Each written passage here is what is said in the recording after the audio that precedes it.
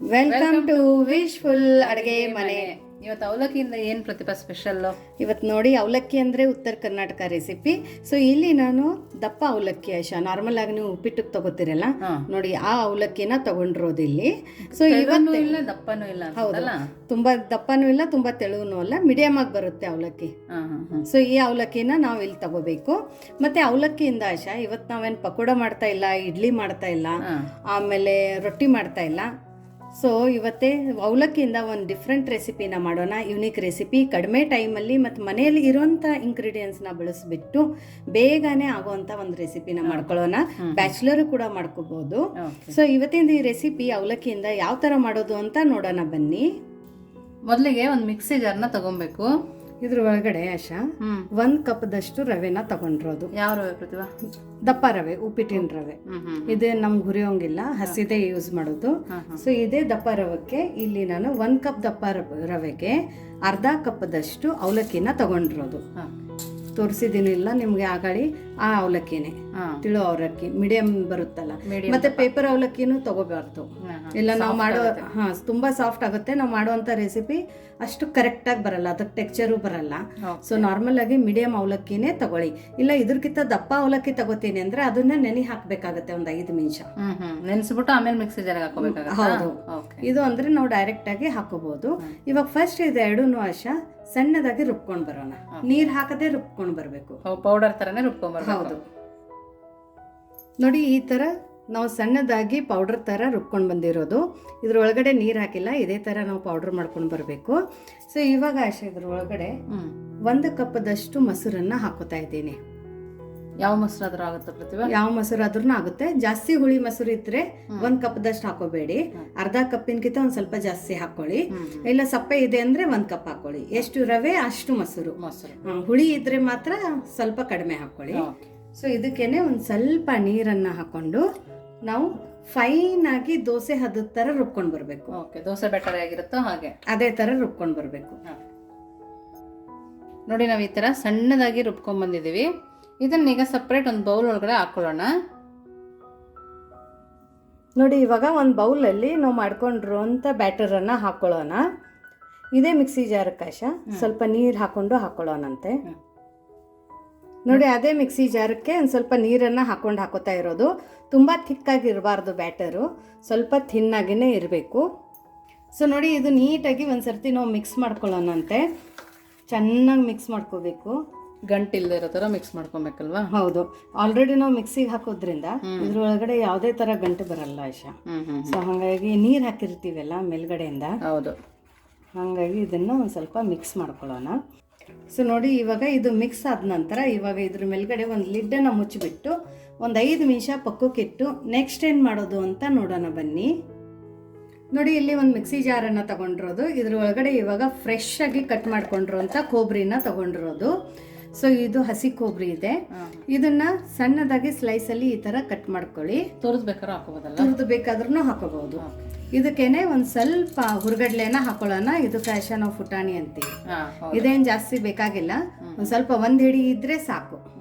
1 cup ಕೊಬ್ಬರಿಗೆ 1 ಹಿಡಿ ಹುರ್ಗಡ್ಲೆ. ನೋಡಿ, ಒಂದ್ ಸ್ವಲ್ಪ ಬೆಳ್ಳುಳ್ಳಿ, ಆಮೇಲೆ ಒಂದ್ ಸ್ವಲ್ಪ ಶುಂಠಿ, ಇಷ್ಟು ಹಾಕಿ ಇದನ್ನ ಒಂದ್ ಸ್ವಲ್ಪ ನೀರ್ ಹಾಕೊಂಡು ಫಸ್ಟ್ ರುಬ್ಕೊಂಡು ಬರೋಣ. ಹೌದು. ಸೊ ನೋಡಿ, ಚಟ್ನಿನ ಈ ತರ ರುಬ್ಕೊಂಡು ಬಂದಿರೋದು, ಸಣ್ಣಾಗಿನೇ ರುಬ್ಕೊಂಡಿದೆ. ಇನ್ನ ಇದ್ರ ಒಳಗಡೆ ನಾವು ಉಪ್ಪೆಲ್ಲ ಹಾಕಿಲ್ಲ. ಹೌದು, ಬೇರೆ ಏನೇನು ಹಾಕ್ತೀಯ ಪ್ರತಿಭಾ? ಇವಾಗ ಇದಕ್ಕೆ ರುಚಿಗೆ ಉಪ್ಪನ್ನ ಹಾಕೊಳ್ಳೋಣ, ಸ್ವಲ್ಪ ಕರಿಬೇವು ಸೊಪ್ಪನ್ನ ಹಾಕೊಳ್ಳೋಣ. ನೀವು ಚಟ್ನಿಗೆ ಮುಂಚೆನೆ ಹಾಕೊಂಡ್ರೆ ಏನಾಗುತ್ತಂದ್ರೆ ಇದ್ರದ್ದೆಲ್ಲ ಒಗರಂಶ ಬಿಡುತ್ತೆ. ಸೊ ಅವಾಗ ಚಟ್ನಿ ಟೇಸ್ಟ್ ಬರಲ್ಲ. ನಿಮ್ಗೆ ಅಥೆಂಟಿಕ್ ಆಗಿ ಹೋಟೆಲ್ ಟೇಸ್ಟ್ ಬೇಕಂದ್ರೆ ಇದೇ ತರ ಮಾಡಿ. 100% ನಿಮ್ ಚಟ್ನಿ ತುಂಬಾ ಚೆನ್ನಾಗಿ ಬರುತ್ತೆ. ಇಲ್ಲಿ ಖಾರ ತಕ್ಕಂಗೆ ನೀವು ಹಸಿಮೆಣಸಿನ್ಕಾಯಿನ ಹಾಕೊಳ್ಳಿ. ಹಸಿಮೆಣಸಿನ್ಕಾಯಿ ತಿನ್ನಲ್ಲ ಅಂದವರು, ಆಸಿಡಿಟಿ ಆಗುತ್ತೆ ಅಂದವರು ಒಣಮೆಣಸಿನ್ಕಾಯಿ ಕೂಡ ಹಾಕೋಬಹುದು. ಇದಕ್ಕೇನೆ ಒಂದು ಸ್ವಲ್ಪ ಕೊತ್ತಂಬರಿ ಸೊಪ್ಪನ್ನ ಹಾಕೊಳ್ಳೋಣ. ನೀವು ಬೇಕಂದ್ರೆ ನೀರ್ ಹಾಕೊಂಡು ಸಣ್ಣ ಮಾಡ್ಕೋಬಹುದು, ಬಟ್ ನಾನು ಇಲ್ಲಿ ಗಟ್ಟಿ ಚಟ್ನಿ ಮಾಡ್ಕೋತಾ ಇದ್ದೀನಿ, ಹಾಗಾಗಿ ಇವಾಗ ನೀರ್ ಹಾಕೊಳ್ಳೋದು ಬೇಡ. ಹಾಗೇನೆ 1-2 ಸರ್ತಿ ಇದನ್ನ ಸಣ್ಣ ಮಾಡ್ಕೊಳ್ಳೋಣ. ನೋಡಿ ಕಲರ್ ಎಷ್ಟು ಪರ್ಫೆಕ್ಟಾಗಿ ಎಷ್ಟು ಚೆನ್ನಾಗಿ ಬಂದಿದೆ ಅಂತ. ಇನ್ನೂ ನಿಮ್ಗೆ ಗ್ರೀನ್ ಕಲರ್ ಬೇಕಂದ್ರೆ ಒಂದು ಸ್ವಲ್ಪ ಕರಿಬೇವು ಸೊಪ್ಪು ಮತ್ತು ಕೊತ್ತಂಬರಿ ಸೊಪ್ಪನ್ನು ಜಾಸ್ತಿ ಹಾಕೊಂಡಿದ್ರೆ ಕಲರ್ ಕೂಡ ಚೆನ್ನಾಗಿ ಬರುತ್ತೆ. ಇನ್ನೂ ಕಲರ್ ಡಾರ್ಕ್ ಆಗಿ ಬರುತ್ತೆ. ಬಟ್ ನನಗೆ ಲೈಟ್ ಗ್ರೀನ್ ಕಲರ್ ಇಷ್ಟ ಅಂತ ಹೇಳ್ಬಿಟ್ಟು ಈ ಥರ ಹಾಕೊಂಡಿರೋದು. ಸೊ ಇವಾಗ ಈ ಚಟ್ನಿನ ಪಕ್ಕಕ್ಕೆ ಇಡೋಣ. ಚಟ್ನಿ ರೆಡಿ ಆಗಿದೆ. ನೀವು ಬೇಕಂದ್ರೆ ಇದಕ್ಕೆ ಒಗ್ಗರಣೆನ ಹಾಕೊಳ್ಳಿ. ಬಟ್ ನಾನು ಇವತ್ತು ಇದಕ್ಕೆ ಒಗ್ಗರಣೆ ಹಾಕೋತಾ ಇಲ್ಲ, ಯಾಕಂದ್ರೆ ಇದು ಕಾಯಿ ಚಟ್ನಿ ಅಲ್ಲ ಆಶಾ, ತಿನ್ನೋಕೆ ತುಂಬ ಚೆನ್ನಾಗಿರುತ್ತೆ. ಒಗ್ಗರಣೆ ಹಾಕೊಳ್ಳಿಲ್ಲ ಅಂದ್ರೂ ಚೆನ್ನಾಗಿರುತ್ತೆ. ಸೊ ಹಾಗಾಗಿ ಇವಾಗ ಇದು ನಮ್ಮ ಚಟ್ನಿ ರೆಡಿಯಾಗಿದೆ. ಇದನ್ನ ಪಕ್ಕಕ್ಕಿಟ್ಟು ಇವಾಗ ನಮ್ಮದು ಬ್ಯಾಟರಿ ಏನಾಗಿದೆ ಅಂತ ನೋಡೋಣ. ಸೊ ನೋಡಿ ನಮ್ಮದು ದೋಸೆ ಹಿಟ್ಟು ನೆಂದಿದೆ ಒಂದು 5 ನಿಮಿಷ. ಚಟ್ನಿ ಆಗೋ ತನಕ ನೆಂದಿದೆ ನೋಡು ಆಶಾ. ಹೌದು. ಸೊ ನೋಡಿ ಇದ್ರ ಕನ್ಸಿಸ್ಟೆನ್ಸಿ ಇಷ್ಟಿದೆ. ಯಾಕಂದ್ರೆ ರವೆ ಹಾಕೋದ್ರಿಂದ ಸ್ವಲ್ಪ ಇದಕ್ಕೆ ನೆನೆಗೆ ಬಿಡಬೇಕು. ಇವಾಗ ಇದಕ್ಕೆ ಆಶಾ ರುಚಿಗೆ ಉಪ್ಪನ್ನು ಹಾಕೊಳ್ಳೋಣ. ಸೊ ನೋಡಿ ಇವಾಗ ಇದಕ್ಕೆ ರುಚಿಗೆ ಉಪ್ಪನ್ನು ಹಾಕೊಳ್ಳೋಣ. ಯಾಕಂದರೆ ಇನ್ನೂ ನಾವು ಉಪ್ಪು ಹಾಕೊಂಡಿಲ್ಲ. ಉಪ್ಪು ಮಾತ್ರ ನಾವು ದೋಸೆನ ಹಾಕಬೇಕಾದ್ರೆ ಮಾಡ್ಕೋಬೇಕು. ಬಟ್ ಇವತ್ತು ನಾವು ದೋಸೆ ಥರ ಮಾಡ್ತಾ ಇಲ್ಲ ಆಶಾ, ದೋಸೆ ಬ್ಯಾಟರೇ, ಬಟ್ ದೋಸೆ ಮಾಡ್ತಾ ಇಲ್ಲ. ಅದೇ ಥರ ಇನ್ನೂ ಒಂದು ರೆಸಿಪಿನ ಮಾಡ್ತಾ ಇರೋದು. ಸೊ ನೋಡಿ ಉಪ್ಪು ಹಾಕ್ಕೊಂಡು ನೀಟಾಗಿ ಮಿಕ್ಸ್ ಮಾಡ್ಕೊಳ್ಳೋಣ. ಇವಾಗ ಇದಕ್ಕೆ ಇಲ್ಲಿ ನಾನು ಈನೋನ ಹಾಕೋತಾ ಇದ್ದೀನಿ. ನೀವು ಬೇಕಂದರೆ ಕುಕ್ಕಿಂಗ್ ಸೋಡಾನು ಹಾಕೋಬಹುದು. ಒಂದು ಅರ್ಧ ಸ್ಪೂನಷ್ಟು ಈನೋನ ಹಾಕೊಂಡಿರೋದು, ಫ್ರೂಟ್ ಸಾಲ್ಟ್ ಈನೋ. ಸೊ ನೀವು ಬೇಕಂದರೆ ಅರ್ಧ ಸ್ಪೂನಷ್ಟು ಅಡುಗೆ ಸೋಡಾನು ಹಾಕೋಬಹುದು. ಇಲ್ಲ ನಾವು ಸಂಜೆ ಮಾಡ್ತೀವಿ ಅಂದರೆ ಹಿಟ್ಟನ್ನು ನೆನೆಯೋಕೆ ಇಟ್ಬಿಟ್ಟು ಈನೋ ಸೋಡಾ ಇಲ್ಲದೇನೋ ಕೂಡ ಮಾಡ್ಕೋಬಹುದು. ಹೌದು. ಸೊ ಇವಾಗ ನಾವು ಇನ್ಸ್ಟಂಟ್ ಮಾಡ್ತಾ ಇದ್ದೀವಿ, ಹಾಗಾಗಿ ಇದು ಫರ್ಮೆಂಟ್ ಮಾಡೋಕ್ಕೆ ಇಲ್ಲಿ ಈನೋ ಅಥವಾ ಕುಕ್ಕಿಂಗ್ ಸೋಡಾನ ಬಳಸಬೇಕಾಗತ್ತೆ. ಸೊ ನೋಡಿ ಎಷ್ಟು ಚೆನ್ನಾಗಿ ನೊರೆ ಥರ ಬಂದಿದೆ. ಬಟ್ ಚೆನ್ನಾಗಿ ಕೈ ಆಡಿಸ್ಕೊಳ್ಳಿ ಹಾಕೊಂಡ ನಂತರ. ಮಾಮೂಲು ಇಡ್ಲಿ ಬ್ಯಾಟರ್ ಹದ ಬಂದಿದೆ. ಹೌದು, ತುಂಬ ಚೆನ್ನಾಗಿ ಬಂದಿದೆ. ನೋಡಿ ಎಷ್ಟು ನೊರೆ ಅಂತ ಬಂದಿದೆ. ಸೊ ಇವಾಗ ನಾವು ಇದನ್ನು ದೋಸೆನ ಹಾಕೊಳ್ಳೋಣ. ನೋಡಿ ಇಲ್ಲಿ ಅಪ್ಪಂ ಪ್ಯಾನನ್ನು ತಗೊಂಡಿರೋದು. ನೀವು ಬೇಕಂದರೆ ನಾರ್ಮಲ್ ಪ್ಯಾನನ್ನು ಇಟ್ಕೋಬೋದು ದೋಸೆದು. ಇವಾಗ ಇದು ಚೆನ್ನಾಗಿ ಬಿಸಿಯಾಗಿದೆ. ಬಿಸಿ ಆದ ನಂತರ ಇದ್ರ ಒಳಗಡೆ ನಾವು ಹಿಟ್ಟನ್ನು ಹಾಕೊಳ್ಳೋಣ, ನಾವು ಮಾಡ್ಕೊಂಡಿರೋಂಥ ಹಿಟ್ಟು. ಸೊ ನೋಡಿ ನೀವು ಬೇಕಂದರೆ ಈ ಥರನೂ ಇದನ್ನು ಮಾಡ್ಕೋಬೋದು, ಇಲ್ಲ ಅಂದರೆ ಹಿಟ್ಟನ್ನು ತಿರುಗಿಸ್ಬಿಟ್ಟು ಮಾಡ್ಕೋಬೋದು ಆಶಾ. ಓಕೆ. ಬಟ್ ನಾನು ಫಸ್ಟ್ ಇದೇ ಥರ ಹಾಕೋತಾ ಇದ್ದೀನಿ. ಇವಾಗ ಇದಕ್ಕೆ ಒಂದು ಸ್ವಲ್ಪ ಎಣ್ಣೆನ ಹಾಕೊಳ್ಳೋಣ. ಲೋ ಫ್ಲೇಮಲ್ಲಿನೇ ಇಟ್ಕೊಂಡಿದ್ದೀನಿ. ಮೇಲ್ಗಡೆ ಲಿಡ್ಡನ್ನು ಮುಚ್ಚಿಬಿಟ್ಟು ಸ್ವಲ್ಪ ಹೊತ್ತು ಇದನ್ನು ಬೇಯಿಸ್ಕೊಳ್ಳೋಣ. ನೋಡಿ 1 ನಿಮಿಷ ಆಗಿದೆ ಲೋ ಫ್ಲೇಮಲ್ಲಿ. ತುಂಬ ಚೆನ್ನಾಗಿ ಬೇಯ್ದಿದೆ. ಇದನ್ನು ಟಚ್ ಮಾಡಿದರೆ ಸಾಕು ಆಶಾ, ತಾನೇ ಬಂದುಬಿಡುತ್ತೆ. ನೋಡಿ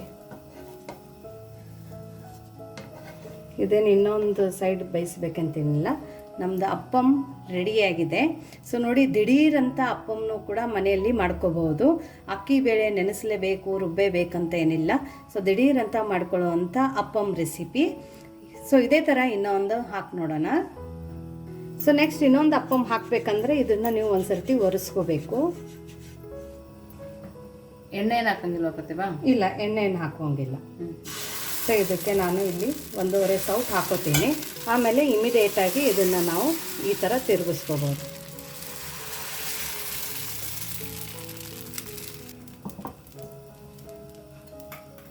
ಇವಾಗ ಸುತ್ತ ಒಂದು ಸ್ವಲ್ಪ ಆಯಿಲನ್ನು ಹಾಕೋತೀನಿ. ಹಾಕ್ಕೊಂಡು ಲಿಡ್ಡನ್ನು ಮುಚ್ಚಿಬಿಟ್ಟು ಲೋ ಟು ಮೀಡಿಯಮ್ ಫ್ಲೇಮಲ್ಲಿ ಇದನ್ನು 1 ನಿಮಿಷ ಬೇಯಿಸ್ಕೊಳ್ಳೋಣ. ಓಕೆ. ಸೊ ನೋಡಿ ಇವಾಗ ಫ್ಲೇಮನ್ನು ಫುಲ್ ಲೋ ಅಲ್ಲಿ ಮಾಡಿಕೊಂಡು ನೋಡಿ ಚೆನ್ನಾಗಿ ಕಲರ್ ಬಂದಿದೆ. ಹೌದು. ಸೊ ಇದನ್ನು ಕೂಡ ನಾವು ತಕ್ಕೊಳ್ಳೋಣ. ಸೊ ದಿಢೀರ್ ಅಪ್ಪಂ ನೋಡಿ ಎಷ್ಟು ಚೆನ್ನಾಗಿ ಕಾಣಿಸ್ತಾ ಇದೆ. ಸೊ ಇದನ್ನು ಯಾವ ಥರ ತಿನ್ನೋದು, ಸರ್ವ್ ಮಾಡೋದು ಅಂತ ನೋಡೋಣ ಬನ್ನಿ. ಸೊ ನೋಡಿ ನಮ್ಮದು ಬಿಸಿ ಬಿಸಿ ಅಪ್ಪಂ ರೆಡಿಯಾಗಿದೆ. ಅಪ್ಪಂ ಸೈಜು, ಅಪ್ಪಂ ಶೇಪು ಎಲ್ಲ ಕರೆಕ್ಟಾಗಿ ಬಂದಿದೆ. ನೋಡೋಕ್ಕೂ ಎಷ್ಟು ಚೆನ್ನಾಗಿದೆ, ತಿನ್ನೋಕ್ಕೂ ಅಷ್ಟೇ ಸೂಪರಾಗಿರುತ್ತೆ. ಕಲರು ಕೂಡ ನೋಡಿ ಎಷ್ಟು ಚೆನ್ನಾಗಿ ಮತ್ತು ಎಷ್ಟು ಪರ್ಫೆಕ್ಟಾಗಿ ಬಂದಿದೆ ಅಂತ. ತುಂಬ ಚೆನ್ನಾಗಿ ಕಲರ್ ಬಂದಿದೆ. ತುಂಬಾ ರುಚಿಯಾಗಿರುತ್ತೆ. ನೋಡೋಕ್ಕೆ ಎಷ್ಟು ಚೆನ್ನಾಗಿ ಕಾಣಿಸ್ತದೆ. ಹೌದು. ಆಮೇಲೆ ಪರ್ಫೆಕ್ಟ್ ಅಪ್ಪಂ ಇದೆ ನೋಡಿ, ತೂತಾಗಿ ಎಷ್ಟು ಚೆನ್ನಾಗಿ ಬಂದಿದೆ. ಇನ್ಸ್ಟಂಟಾಗಿ ನಾವು ಅಪ್ಪಮ್ಮನ್ನು ಯಾವ ಥರ ಮಾಡ್ಕೋಬೋದು ಅಂತ ನೋಡಿದ್ದೀರಾ. ಇದ್ರ ಜೊತೆ ಆಶಾ ಇವಾಗ ನಾವು ಮಾಡ್ಕೊಂಡಿರೋಂಥ ಕಾಯಿ ಚಟ್ನಿ ಈ ಥರ ಅಪ್ಪಂ ಮೇಲೆ ಇಟ್ಕೊಂಡು ತಿಂತಾ ಇದ್ರೆ ಬಾಯಲ್ಲಿ ಹಲ್ಲಿಲ್ಲ ಅನ್ನೋರು ಕೂಡ 5 ಅಪ್ಪಂ ತಿಂತಾರೆ. 1, 2 ಅಂತಿದ್ದವರು 5 ಗ್ಯಾರಂಟಿ ತಿಂತಾರೆ. ಅಷ್ಟೇ ಸಾಫ್ಟು, ಅಷ್ಟೇ ಮೃದುವಾಗಿ. ನೋಡಾಶ ಟೇಸ್ಟು. ಇನ್ಸ್ಟಂಟ್ ಅಪ್ಪಂ ಮತ್ತು ಚಟ್ನಿ ರೆಸಿಪಿ.